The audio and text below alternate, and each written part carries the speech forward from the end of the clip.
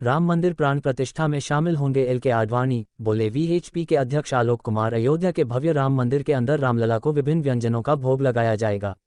उनके 4 बार भोग लगेगा। विश्व हिंदू परिषद वीएचपी के अंतर्राष्ट्रीय कार्यकारी अध्यक्ष आलोक कुमार ने दावा किया कि बीजेपी के दिग्गज नेता लाल कृष्ण आडवाणी 22 जनवरी को अयोध्या में राम मंदिर प्राण प्रतिष्ठा समारोह में शामिल होंगे। न्यूज़ एजेंसी एएनआई ने ये जानकारी दी है। राम मंदिर में भक्त नहीं चढ़ा पाएंगे प्रसाद, जानिए कैसे होगी पूजा। वैसे एक रोज पहले यानी मंगलवार 9 जनवरी 2024 को मंदिर परिसर में एक सोने का दरवाजा लगाया गया, जबकि अगले 3 दिनों में ऐसे ही 13 और दरवाजे आगे फिक्स किए जाने हैं। इस बीच ये भी पता चला है कि मंदिर में भक्तों को प्रसाद चढ़ाने की अनुमति नहीं रहेगी। वे वहां पर सिर्फ भावरूपी प्रसाद ही चढ़ा पाएंगे, जबकि रामलला के दिव्य दर्शन पाने के बाद उन्हें मंदिर ट्रस्ट की तरफ से प्रसाद दिया जाएगा। ऐसा बताया गया है कि वहां पर रामानंदी परंपरा के तहत पूजा अर्चना प्राण प्रतिष्ठा से जुड़े कार्यक्रम के बाद होगी। श्री राम जन्मभूमि तीर्थ क्षेत्र ट्रस्ट के महासचिव चंपत राय ने बताया कि राम की नगरी के लगभग 90% मंदिरों में इसी परंपरा के तहत पूजा पाठ किया जाता है। नड्डा की अध्यक्षता में पार्टी नेताओं का मंथन समारोह पर हुई चर्चा। भारतीय जनता पार्टी भाजपा के अध्यक्ष जे.पी. नड्डा ने मंगलवार को पार्टी महासचिवों के साथ 22 जनवरी को अयोध्या में होने वाले राम मंदिर प्राण प्रतिष्ठा समारोह और आगामी लोकसभा चुनाव पर चर्चा की। नड्डा के आवास पर बैठक में भाजपा के राष्ट्रीय महासचिव संगठन बीएल संतोष, संयुक्त महासचिव संगठन शिव प्रकाश और महासचिव अरुण सिंह, तरुण चुग, राधा मोहन दास अग्रवाल तथा सुनील बंसल समेत अन्य ने भाग लिया। बैठक में भाजपा के वरिष्ठ नेता और केंद्रीय मंत्री भूपेंद्र यादव, धर्मेंद्र प्रधान और अश्विनी वैष्णव भी मौजूद थे। पार्टी के सूत्रों ने बताया कि उन्होंने अयोध्या में राम मंदिर में प्राण प्रतिष्ठा समारोह और आयोजन से जुड़े अन्य कार्यक्रमों के लिए भाजपा की योजनाओं पर चर्चा की। राम मंदिर इनॉग्रेशन से पहले एसपी नेता ने कारसेवकों पर गोली चलाने को ठहराया सही कहा। समाजवादी पार्टी सपा नेता स्वामी प्रसाद मौर्य ने कारसेवकों पर गोली चलाने को सही ठहराया है।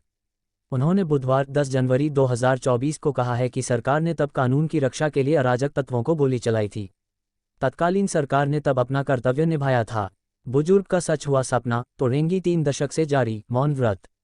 झारखंड की 85 वर्षीय एक बुजुर्ग महिला 22 जनवरी को अयोध्या में राम मंदिर के उद्घाटन का सपना सच होने के बाद 3 दशक से जारी अपना मौन व्रत तोड़ देंगी। उनके परिवार ने दावा किया कि 1992 में जिस दिन बाबरी मस्जिद को ध्वस्त किया गया था, उसी दिन सरस्वती देवी ने प्रतिज्ञा की थी कि वह अपना मौन व्रत तभी तोड़ेंगी जब राम मंदिर का उद्घाटन होगा।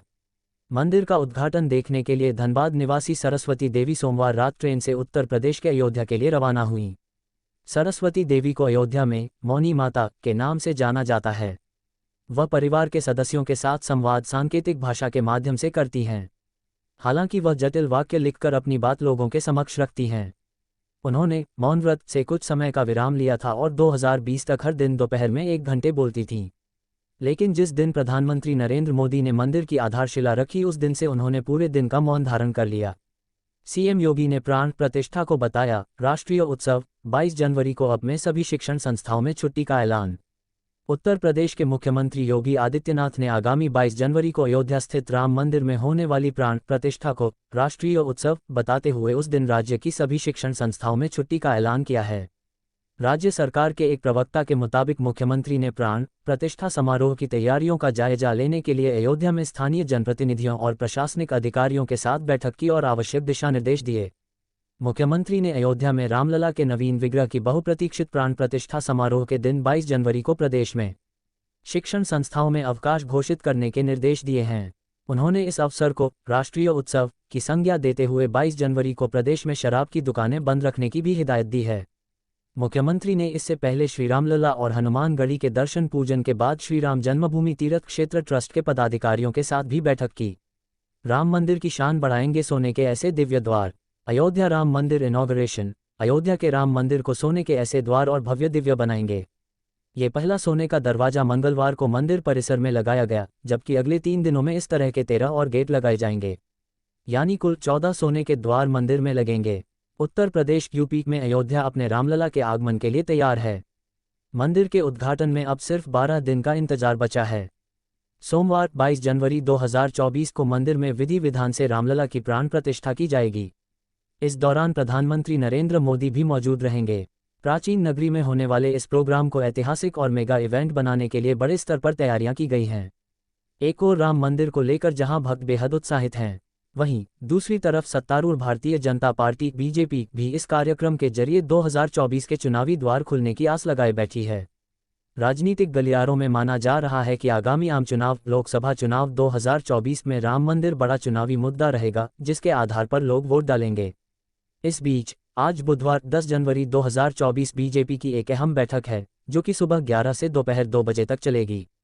हालांकि इस पूरे मसले पर सियासत भी तेज हो चली है। पश्चिम बंगाल की मुख्यमंत्री ममता बनर्जी ने मंगलवार को आरोप लगाया था कि भाजपा लोकसभा चुनाव से पहले अयोध्या में राम मंदिर के प्राण प्रतिष्ठा समारोह के जरिए नौटंकी कर रही है। दक्षिण 24 परगना जिले के जयनगर में जनसभा के दौरान वह बोलीं, मैं ऐसे उत्सव का समर्थन नहीं करती हूं जिसमें अन्य समुदायों को अलग रखा जाए।